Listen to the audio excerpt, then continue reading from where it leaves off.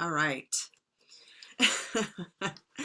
Well, welcome everyone. This is part 2 of your brain health class. And as you can see, quite a few of you have shown back up because it's like, ooh, where do we go from here?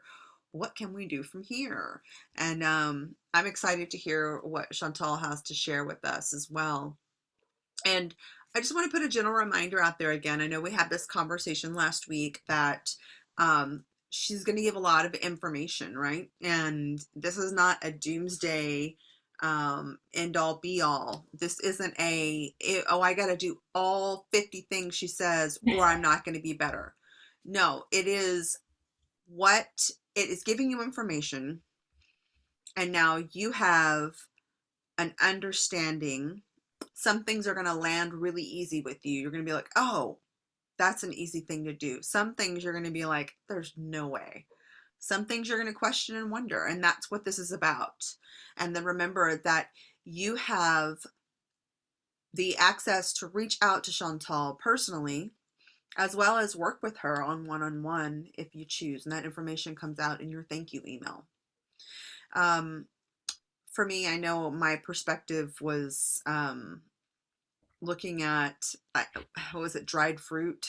I think it was dried fruit. I don't know why. It was the sugar and dried fruit. Because I love me a natural, like a real dried apple from a place down the street called Sigonia's.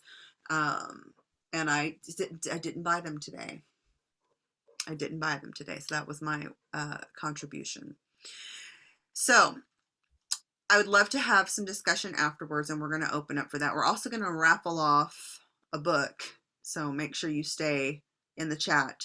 And the participants' names, I'm going to load all the participants' names up in the wheel of names, and we're going to give away that special book. Actually, I always have it nearby. The book that Chantal and I both dearly love. It's like a brain Bible. And I'm going to be honest with you, because I love to support smaller retailers. It's going to be a good used book, but I'm really passionate about buying used books from smaller retailers and keeping those books going. I think that there's a wisdom that comes with used books as well. But you're going to get the book, and that's exciting. So without any further ado, welcome to this space. Banyan Tree Women's Collective, 501c3, San Francisco Bay Peninsula. We believe that everybody should have access to stuff like this. Classes, experiences, ask questions, be challenged. And that's what we're going to do today with part 2 of our brain health class. So Chantal, let's get going. I'm going to keep letting people in because we still have people joining. All right. Hello and welcome back, or welcome new faces. Thank you all for being here. I'm always excited to teach, obviously, whether it's virtual or in person. So I'm very appreciative of you guys all showing up, and excited to, dive a little deeper. Last time we talked about a lot of the dietary components for neurogenesis. Today, we're going to be talking a lot more about the other 3 aspects, the mind and the heart and the spirit. We will still touch on some body related stuff, but body outside of just dietary things. So, all right, I'm going to share my screen and we're going to hop right in. All right, so welcome back to part 2 of the Healthy Brain, Vibrant Life workshop series. Just take note that this information is provided as communication and educational purposes only. Ooh. There we go. Chantal, I'm a certified holistic nutritionist, Ayurvedic practitioner, also yoga nidra instructor. I have my BS in holistic nutrition, food science. I garden in my home backyard. I'm an adopted dog mom of 2 senior dogs, and I really just love diving deep into health, wellness, spiritual things, emotional growth. I love going to live music. And slowly learning more about Vedic astrology. So on today's agenda, as I mentioned, we are going to talk about some more body-based lifestyle practices for neurogenesis. Then we're going to talk about optimal emotional relationships, mind-based practices, and then spirit-based practices. All right, so remember, this is a holistic approach to neurogenesis, right? We want to approach building new brain cells on 4 different levels: our body, mind, heart, and spirit. So the body is like the most dense level, our physical space where we sense everything. Our heart is really going to be what's tied to our emotional level and our feelings. Our mind then is encapsulating our mental capacity and our ability to learn new things. And then the spirit aspect is really about connecting to our true nature as a soul, having a human experience. And we'll talk about meditation and devotional and compassion practices.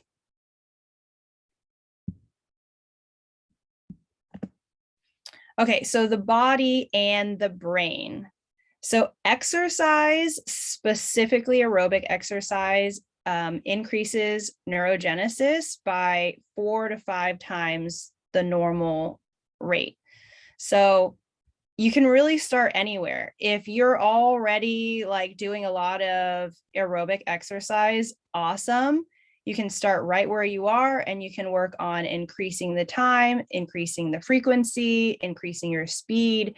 And if you're not doing any aerobic exercise right now, and aerobic is meaning like things that get your heart pumping, you know, where your breath, the use of your breath, where you're like, so if you're like walking upstairs a lot, doing jumping jacks, jogging, walking, whatever it is that gets your heart pumping, that would be considered aerobic exercise. And you can start with, you know, this is 20 to 30 minutes of walking. If you want to start with 10 minutes, 5 minutes, 1 time a week, then bump it up to 2 times a week. You know, start exactly where you are and make it approachable for you. But aerobic exercise is really, really beneficial for neurogenesis and pumps it up like more than normal. But what's really important here is finding something that you really enjoy doing, because the aspect that's different between looking at mice or other mammal studies and humans is that our emotional capacity and motivation for joy have a huge, you know, impact and correlation to whether or not we're going to keep doing these aerobic exercises or not. So if you find yourself in a state of stress because you're forcing yourself to do some sort of exercise that you find no joy or pleasure in, this is going to be counteractive to neurogenesis. So we don't want to add more stress. And if that means you have to try different things out to see what you actually enjoy doing, like that also builds neurogenesis. Like trying new things is going to help your brain grow. So in this experience, you can, you know, try out dancing, Zumba. It doesn't need to even be with a class. Like you can just put on music you like and move your body to the point where you like are really feeling your heart pumping. We do want to take note that because the brain is a very, you know, delicate thing we have in our headspace, we want to avoid things like martial arts or boxing or any other physical activity that is going to be involving potential head blows. So like football, there's been lots of studies now that have shown the link between, you know, early onset of Alzheimer's for retired NFL players. I'm like, don't even know about football anymore. So being mindful that we want to do like a gentle type of workout that's still getting our heart rate up. So you can look up things like gentle running or chi running. These are types of running that are, you know, place a different impact on your foot. So instead of the regular like heel strike when you're running, you would want to either put the focus of the ball of your foot or the middle of your foot is what strikes the ground first. So you can totally look into the details of that. I'm not going to describe how to do each types of these runnings, but we want to keep in mind that we don't want to shake around our brains on a regular basis, but we want to do what we can to get our blood pumping. So we as humans or mammals are wired for movement and activity. Like when there have been studies that shown that when you put a caged mouse, or sorry, when you put a running wheel inside of a mouse's cage, they will voluntarily go to the wheel and spend time running on it every single day. And in these studies, we've been able to see that there is a increase in the size of the hippocampus with new neurons growing. So we were really born to move from an evolutionary standpoint. It's like definitely more of a newer thing that most of us are spending anywhere between like 8 to 12 hours sitting down, right? And aerobic exercise decreases this protein that's associated to slowing down neurogenesis, which is called bone morphogenetic protein. And that inversely increases another protein called noggin, which I found kind of funny. This protein is called noggin, and this protein stimulates neurogenesis. So weightlifting and stretching, while is great for our health and overall for our bodies, it doesn't correlate to the same amount of neurogenesis that aerobic exercise does. So keep that in mind. So you can do both, incorporate it all. All right, so as I mentioned, the key to enjoying exercise is to allow yourself a long enough period of physical activity to unlearn the habit of sitting and allow your body's natural intelligence to awaken. Basically, you're like going to be, refamiliarizing yourself with moving if this is something new for your body. So give yourself a chance to get over the hump of that uncomfortable period. All right, so more on the body. There is brain healthy biking. You most definitely want to wear a helmet. Then look for one that is going to protect your brain from like all types of injuries and not one that just looks, fancy or fun, because actually biking accidents are the leading cause of preventable brain injury, which is kind of insane to think about it, but maybe that has to do with how many people are biking nowadays. So huge reminder to please wear a helmet because brain injury can be prevented. All right, another aspect of the body and the brain is touch. Touch is super crucial to our overall well-being and also increases neurogenesis, but we want this touch to come from a place that is safe, wanted, and with someone we trust. Okay, so when we think about a mother and a newborn baby and how the mom holding the baby when they're in a state of distress, like this helps to regulate this baby's nervous system before the baby knows how to self-regulate. Doing this, like touching, allows two nervous systems to synchronize and harmonize into like a larger, cohesive, more relaxed state where both people who are touching can feel better.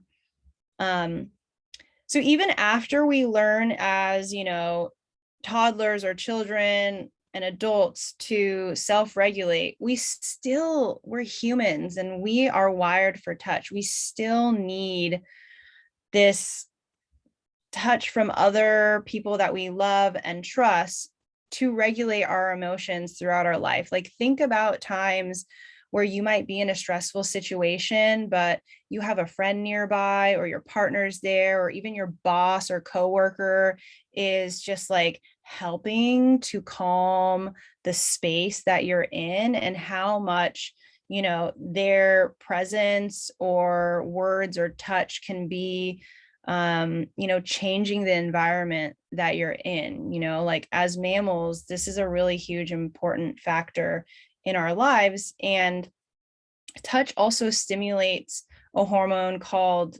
oxytocin.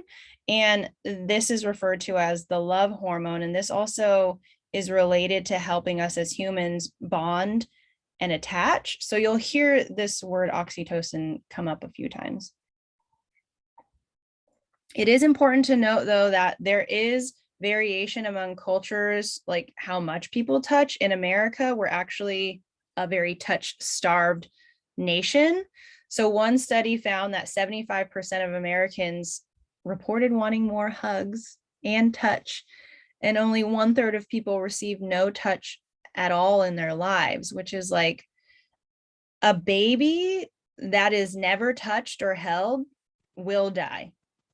Like in the hospital, if there has been a mother in critical condition or needed to leave or whatever the situation, and only the nurses were around, part of the nurse's job is not just feeding the baby, but to keep it alive by like touching it, holding it, caressing it, like loving touch saves lives. And I know that we've gone through a weird almost 2-year period where people have felt isolated and maybe like lacked a lot of physical touch. But thankfully we can go out and be with friends, because loving touch can totally come from your friends, pets, and things like that. Right? So cell phones and texting and virtual connection, while they are forms of connection, are still a reduced level of connection versus real human touch. So if you live alone and you finally get to go out and be with friends, like try initiating, friendly, loving touch with your friends. Obviously, make sure that it's consensual. But you could also consider going for a massage. There are now cuddle therapists, so you can look up cuddle therapists, and even petting cats or dogs or holding them has also been shown to release and increase higher levels of oxytocin. And obviously, if you have children at home, lovingly touch and hug them on a regular basis, not just for them, but also for your own well-being. All right, next for the body is sexual experience. So ongoing, this doesn't mean like for hours on end, but like repeated sexual experience. Obviously that is consensual and with more added benefits if you have a positive emotional connection and it's not just the physical aspect of sex. Increases neurogenesis. So hopefully that's great news for everybody. And it's a physical activity. It could be part of your aerobic exercise. You could just kill 2 birds with 1 stone and just really be feeling vibrant and alive if you're having good, healthy sexual experiences. All right. Oxytocin, again, that love hormone, is released during sex as well as during orgasms. So positive sexual experiences improves our immunity.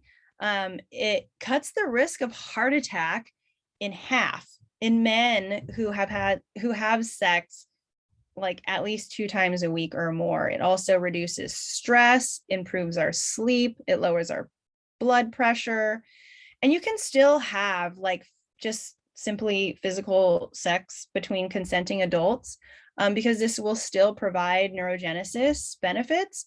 But obviously, human mammals are so greatly affected by our emotional experience that, having a deep loving connection, a deep loving emotional connection with whom you're having sex with will increase the neurogenesis and these other benefits. So then on the flip side, having sex in a pressured circumstance, or even if it's a person you love, but there's unresolved resentment, frustration, or anger, like having sex in that emotional state could often result in more stress and therefore hinder neurogenesis. So you want to keep that in mind too. If you're like, well, I'm just doing it for the aerobic exercise, like, we're very complex beings as humans. So consider all of these aspects. All right, sleep. I think nowadays there have been loads of sleep studies, and I'm sure anybody in here who likes to learn things about taking care of themselves is not hearing for the first time that sleep is vastly important to our health. But most neurogenesis occurs during our sleeping hours, and we really want to aim for averaging, in the studies is like 7 to 8 hours each night is what has been found to be like the most common amount that is restful for most people. Any less than this shows a decline in neurogenesis. So like 1 to 2 nights of poor sleep where you got like, not enough, where you got only like 5 hours of sleep isn't going to slow neurogenesis, but it's really the repeated pattern of disrupted or not enough sleep that's going to cause the decline. But I mean, even a single night can reduce cognitive function the next day. Like you might feel a little groggy, but we're really talking about like chronic sleep deprivation. That's going to be linked to a decline in neurogenesis. All right. And not enough sleep is also linked to other health hazards because it messes with our hormones on many levels. And this could then show up as weight gain, higher predisposition for cancer, cardiovascular disease, higher risk of diabetes, and lowered immune function. So sleep, if you didn't think it was important, lots of stuff to your health tied to proper sleep. All right. So through evolution, our bodies have adapted to a natural circadian rhythm. And so what that means is adapting to nature's light, nature's light source turning on and off. So waking up when the sun rises and kind of slowing ourselves down when the sun is starting to set. But with the invention of electricity, we live a little differently than we normally would if we were truly in rhythm with nature. We are now exposed to bright lights, TVs, computer and phone screens, and especially all of this happening, past sunset or right before bed is really going to impact us in a negative way. So be mindful and aim for turning off your screens like 30 to 60 minutes. I'd probably go with 60 minutes before sleeping. And if you're not familiar with blue blockers, you can just do a quick Google for blue blockers, but those are a type of glasses that you can wear. I think Mel's putting hers on right now. So they have a specific lens that helps to block the like artificial blue light. And you also just want to make it a point to get natural sunlight on your skin every day, but especially first thing in the morning, and not be looking at your screen right when you wake up. And then if you can get natural light throughout the day, like if you work at home or in an office, if you can work by a window, great. If you work totally indoors, then maybe just like try to get up. If people can take smoke breaks, you can get a sunlight break. So try to make it a point to get as much natural light as you can. And when we think about proper sleep, think about sleep hygiene. Like, what does that mean? You want to keep a consistent routine for sleep. So a specific time that you start like turning off your electronics, you start dimming the lights, you have the same bedtime. You want to avoid stimulating things in the evening before bed, like really active movies or TV shows. Even reading can be very stimulating, obviously working. Dim your lights, avoid lots of fluids, grains, and sugars before bed, because this is gonna, like spike your cortisol, potentially aid in gaining weight. And everybody's different with the caffeine and how quickly they metabolize it, but probably as a rule of thumb for the general public, like avoid having caffeine in the afternoon, avoid alcohol before bed, even though you might feel like, ooh, it really just like kind of puts me in a nice little lull and I can just wind down. What often happens with alcohol is like you feel that way, and then a couple hours into sleep, like right when you'd be getting into like the good nook of neurogenesis happening and like your brain being able to flush toxins and its waste products out, that's when the alcohol kind of like finishes metabolizing and then you wake up, and so then your sleep's disrupt. Reduce stressors. So it's kind of up to you to figure out what your stressors are and do things to help to eliminate them. And keep it dark in your bedroom where you're sleeping, because light is what triggers our pineal gland to reduce or to produce melatonin, and melatonin like impacts, you know, our sleep. And yeah, if you can sleep with no lights on in the room, great. If you need to have some sort of nightlight or something, then aim for those lights to be a red, orange, or kind of like amber shades, so they're kind of like warmer, and keep them real small if you can. And then turn off Wi-Fi and keep your cell phones and other electrical devices away from your head and body while sleeping. Like if you can, you know, invest in an old school alarm clock. And like leave your phone outside of the bedroom. And if it can't be outside of the bedroom, then just like don't put it right by your head would be ideal. If you're interested in looking up EMF, people have been affected by EMF during sleep. So all things to try for good sleep hygiene.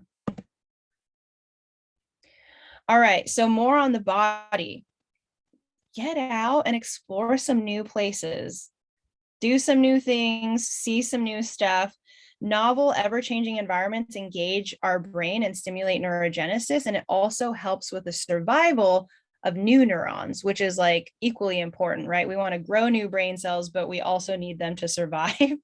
So you really have to find your own sweet spot of like what is too much new and what's just enough to keep it stimulating and you know, not boring and monotonous. Traveling is a great way to do that, and it doesn't need to be like getting on a plane and flying somewhere. It literally can be like if you walk your dog in the same direction around the same block every day, go the other way, you know, go a different day tomorrow. It can be as simple as that. You can also try like in your own home or your office space, or just pick one room, but try incorporating new colors into your space. You don't have to paint a whole wall. If you want to get a new pillow, a new pillowcase or something, you know, that's a way to incorporate new stimulating sites in your space. Also participating in fun, different cultural activities, whether you go see live music, concerts, museums, going to plays, attending lectures like this, and music.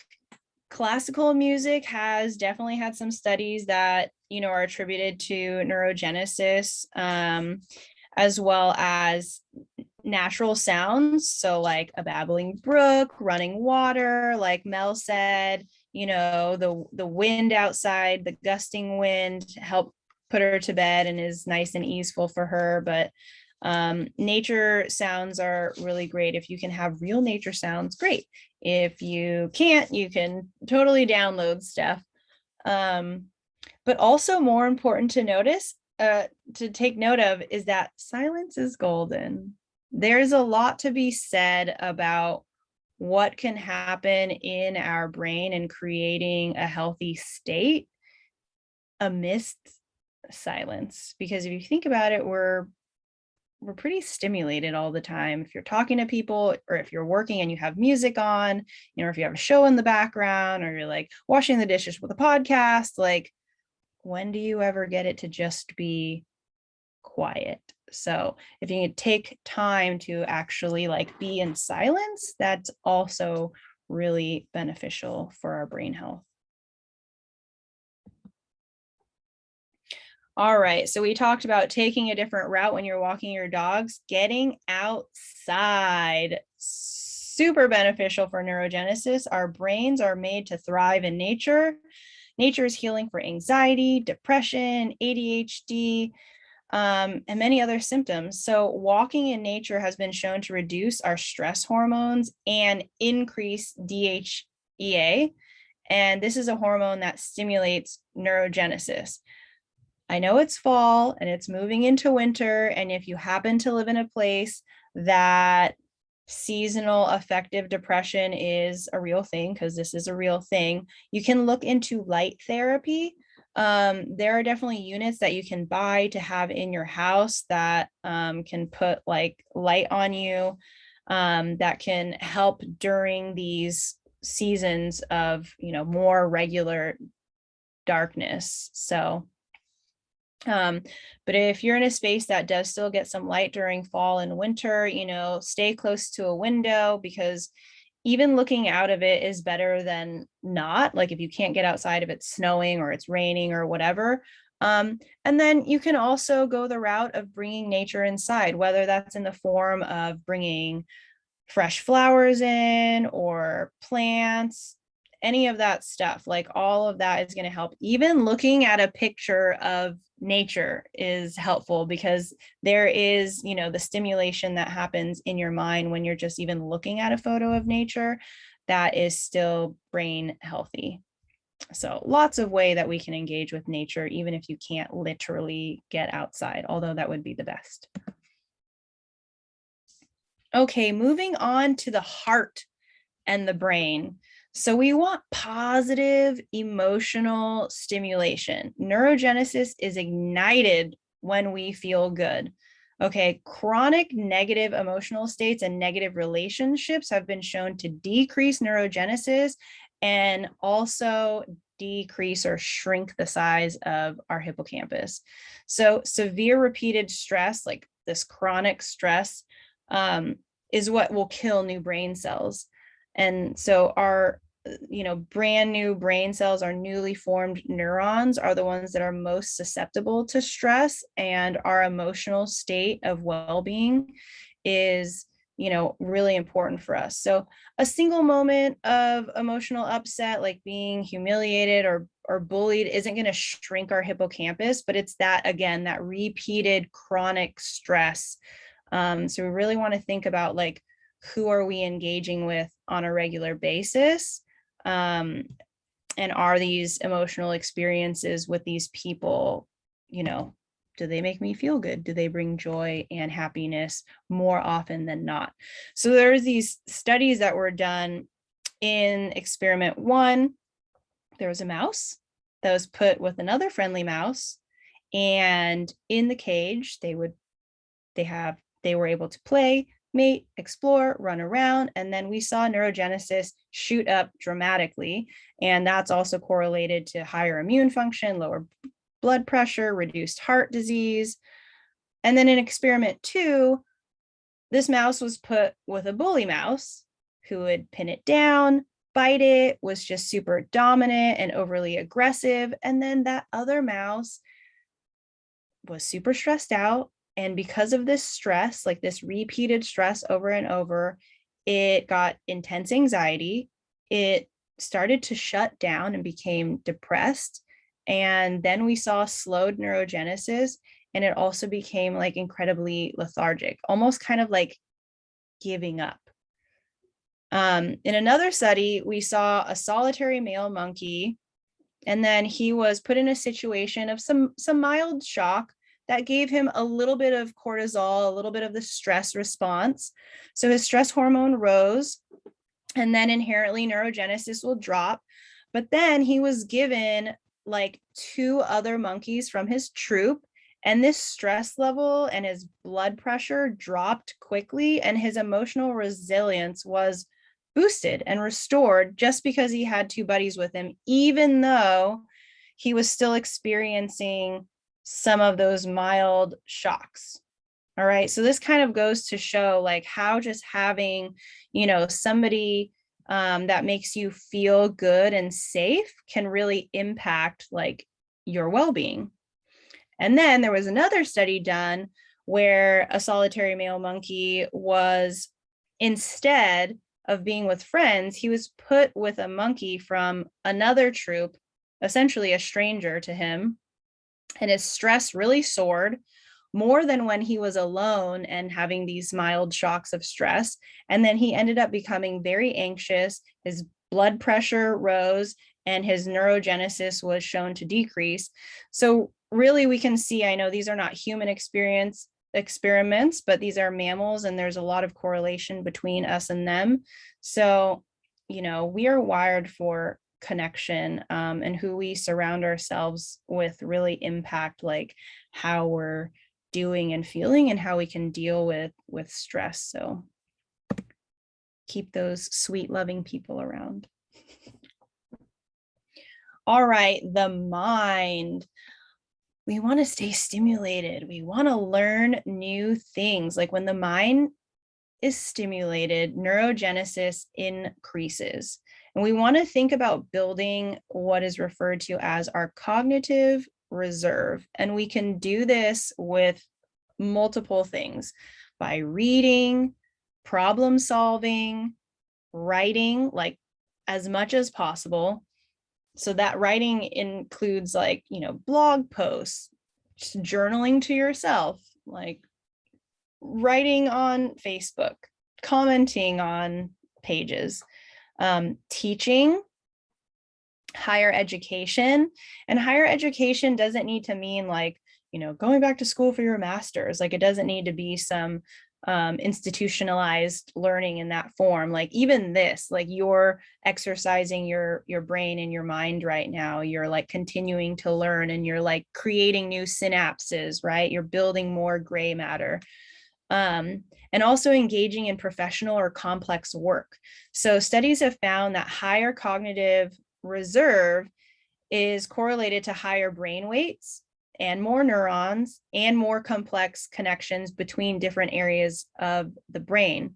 But something that we want to eliminate or decrease is passive TV watching. So passively watching TV for several hours a day is associated with a 20%, that's kind of big, like 20% increased risk for cognitive impairment. And the average American watches 4 hours of TV daily. So this is really not ideal for your brain health. Okay. So if you have no stimulation at all, like maybe watching some TV is better than staring at a blank wall, but you kind of get the idea, right? Like just passively watching something is not really engaging enough for neurogenesis. All right, moving on to the spirit, that last element we wanted to talk about for holistic brain health, meditation. There have been plenty of meditation studies, but we do need to consider that when we begin to talk about spiritual practices, we're entering into a space where animal studies just can't be used because humans just have a greater capacity for emotional regulation. And also, as far as we know, monkeys and mice don't meditate or pray. But a lot of studies around meditation, they show strong indications of neurogenesis that can be used by using biomarkers like the size of our hippocampus, increased blood flow to the hippocampus, increased glucose metabolism, fewer stress hormones. So there are things that we can measure that happen in the brain and body, but we just can't,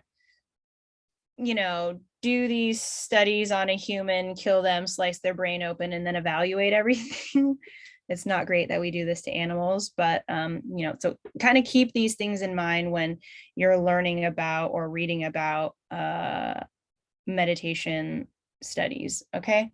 But we have seen that engaging in meditation reduces anxiety and stress, and we know that being in a chronic state of stress lowers our neurogenesis. So inversely, We know that producing a state of relaxation is an optimal environment for neurogenesis and also the optimal environment for new neurons to survive.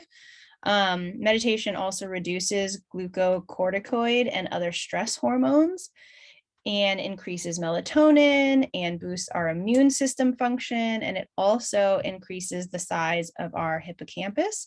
And the larger size hippocampus were found in longer term meditators. And you can actually see a difference in brain and hippocampus size after just 8 weeks of meditating. That's just 2 months, in your whole life. So you can make changes and you can see changes happen in a relatively short time period. So, don't feel like you need to have been meditating for like 50 years of your life to have an impact. You can definitely start today and 2 months will fly by.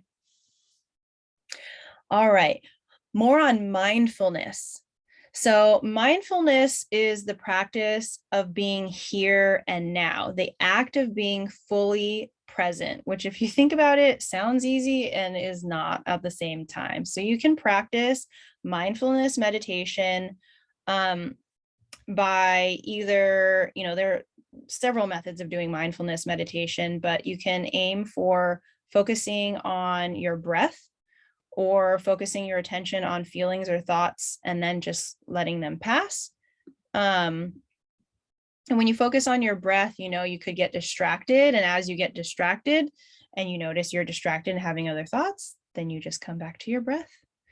And then you can also take the aim of becoming what is referred to as the silent witness. So you just can take one step back further than where you think you are and who you are. And then you begin to hear and watch the thoughts happen. And you're like, who is having that thought? You're one level back. So you're disidentifying with what is typically referred to as the ego. And then there's also devotion and compassion practices. And these practices are designed to increase love, devotion, compassion, and empathy for all beings. And devotion practices, one realm is to have an object of love or devotion, whether that be Jesus, baby Krishna, divine mother, and focus on feelings of love, devotion, or bhakti or aspiration towards this object of being or object of love. And then simultaneously disidentify from negative feelings and impulses. So that's one way that you could do a devotion practice. Another way is to concentrate in your heart area and focus on a feeling of love, devotion, or surrender for the divine, while also disregarding any other feelings or thoughts. So all of these practices increase oxytocin, melatonin, and DHEA levels, and all three of these are known hormonal stimulants of neurogenesis that are released when we do devotion or compassion practices, and therefore we can infer that doing these practices, that it's highly likely that we're also increasing neurogenesis as well. All right, adopting a neuro-healthy lifestyle as early in life as possible is critical to the vibrancy and quality of your life. Like much of what we went through in part 1 and part 2 can really be used and considered as preventative practices. We focus more on what we can do and not so much on like dementia and Alzheimer's and the building up of plaque in your brain. But really like it's preventative of those neurological declines, Parkinson's and Alzheimer's and dementia. So there's a lot of things we can do, and we can definitely start today. So I want to ask you, what is one thing you will start doing today or tomorrow for neurogenesis? I'd love to see what you guys have to say in the chat box. And lastly, if you'd like to connect, there is my email address. I am working on my website. If you want to be notified and get 10% off my fall product line, which is going to be Ayurvedic teas and spice blends, you can shoot me an email. The regular social media channels, Instagram, Facebook, and then the next class I'm doing with Banyan is how to make ghee. So we're going to do it together, but virtually together in November, on November 10th. And I'm also open for one-on-one Ayurvedic health counseling and holistic nutrition.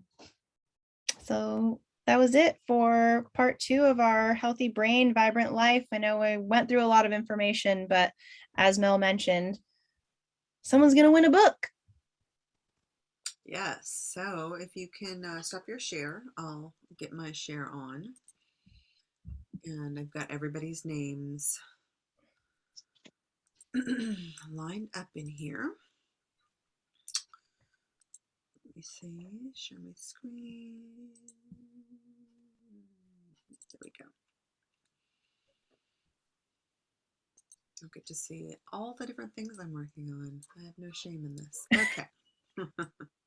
And I'm working on every single one of them. So, all right. So here is our names. If you do not see your name on here, please put it in the chat box. I'm going to give 5 seconds. If your name is not on here, put it in the chat box. 4, 3, 2, and 1. All right. Let's spin this bad boy.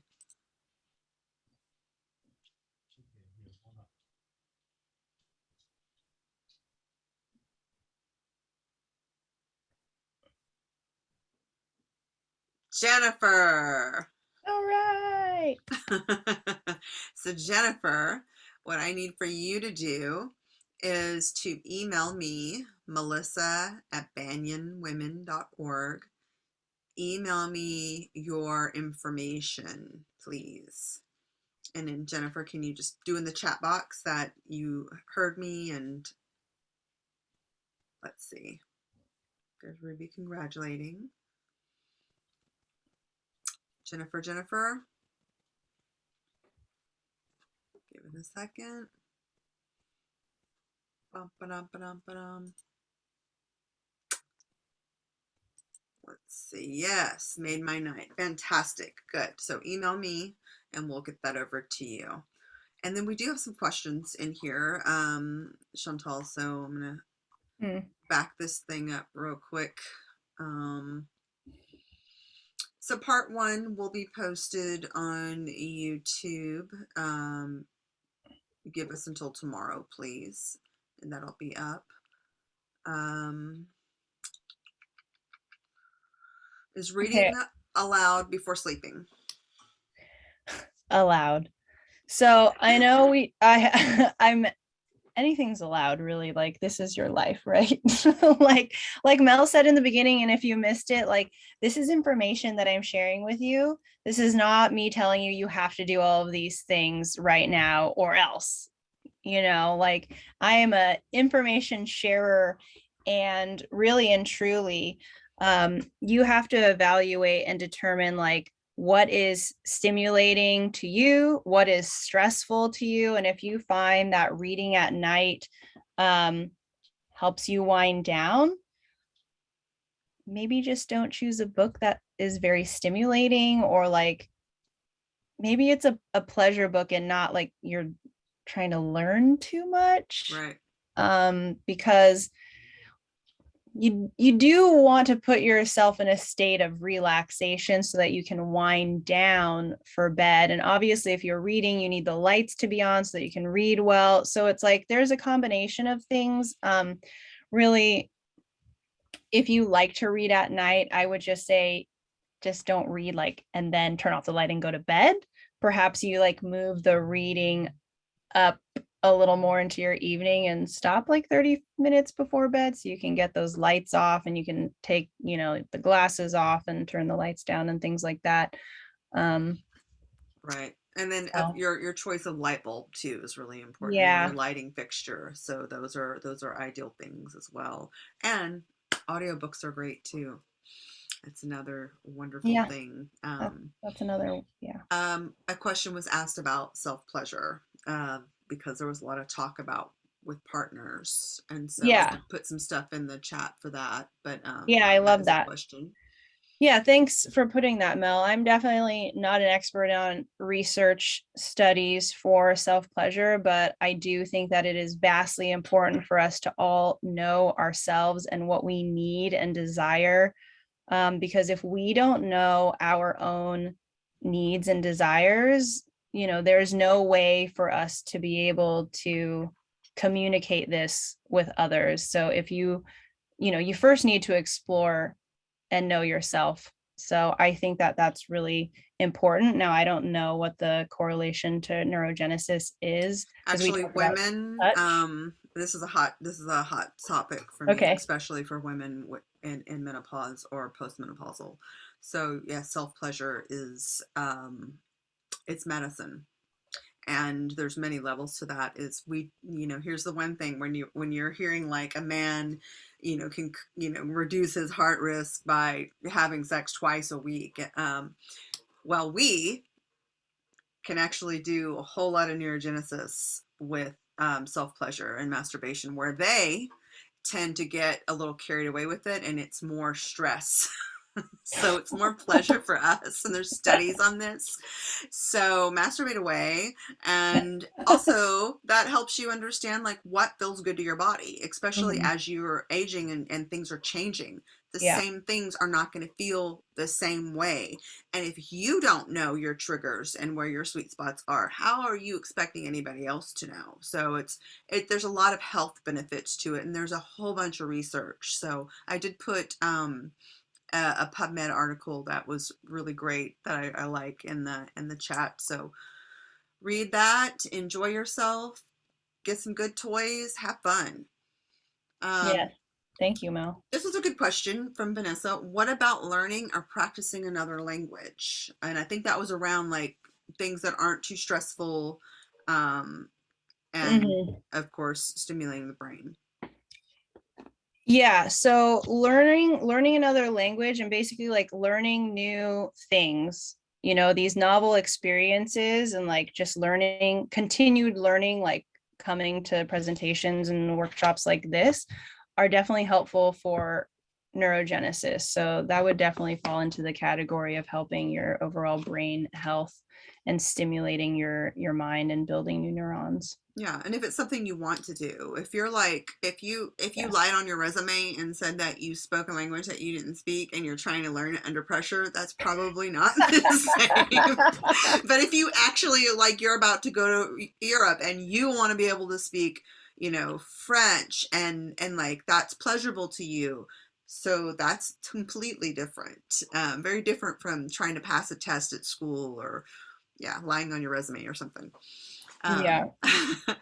Um, um, there was discussion about mantra and breath work daily, because Chandra says that's as silent as she can get, I which, mean, yeah, meet yourself where you are, yeah. that's a practice in itself that's stress reducing. It's gonna help, your immune boosting functions, get you in a state of relaxation. So that's all great for stimulating neurogenesis. This one's a great one. Some of us experience daily racial trauma that we can't Mm. remove from our lives. However, can incorporating all these types of practices counteract the negative effects on our brain? I love that. Yeah, so the last section of the book, or the section of the mind, definitely when we're talking about these like devotional and compassion, like that also goes for compassion of self and being able to expand our own capacity for empathy and love. Like I had to go through information so quickly. I felt like I was like, blah, blah, next, blah, blah, blah, next. But there's so much in this book. If you didn't win it, I would highly recommend purchasing it, because there's so much in there where he talks about love.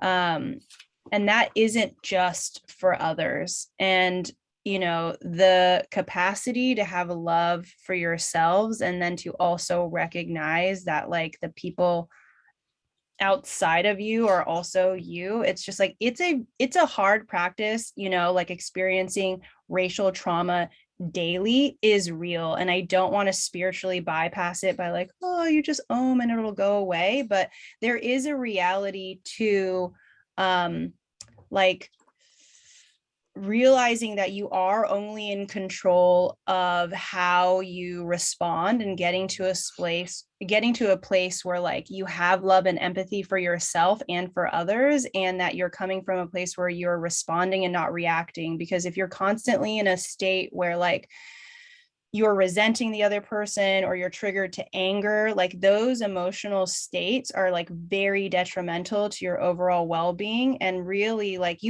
we're never going to be able to control somebody else's bad behavior, and like that's unfortunate that people are acting in a way that is hurtful to others.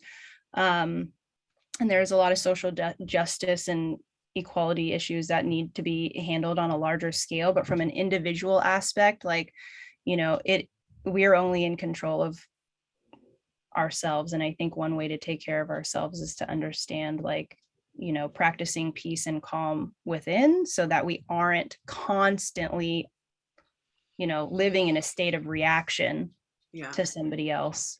Yeah. And, Yeah. there's another thing like, and Vanessa studying, maybe taking your ACEs score. That's really interesting.